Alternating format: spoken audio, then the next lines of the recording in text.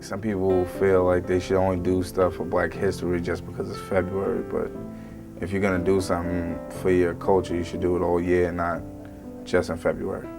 I think that people should always be aware of the history of this country and what happened, but hopefully by then racism, isn't as strong as it is now. There's certain people that do, and there's certain people that don't. It just depends who that person is.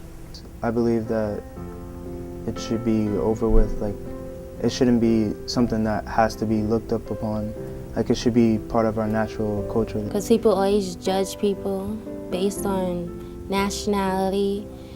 No, I don't think we'll need to celebrate Black History Month 50 years from now, because I think it'll be something that we don't have to be reminded about.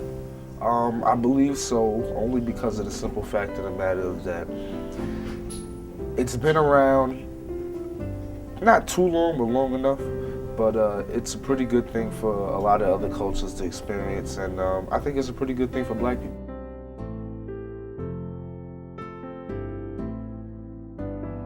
I wanted to meet the girl's mom, and then it was because of my skin color that I couldn't really go out with her. Well, except that I don't know if it was racism, but I remember I went to ask for a job, and before I just asked if you got the people hiring, and these people just looked at me and just said no.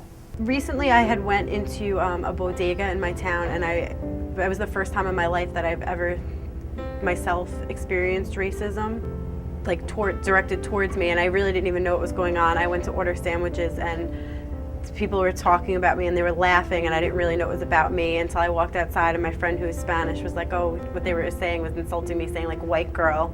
Like I didn't know how to pronounce things that I was ordering, and they were kind of insulting me. But that was the first time I personally have experienced it. I had a racial experience before.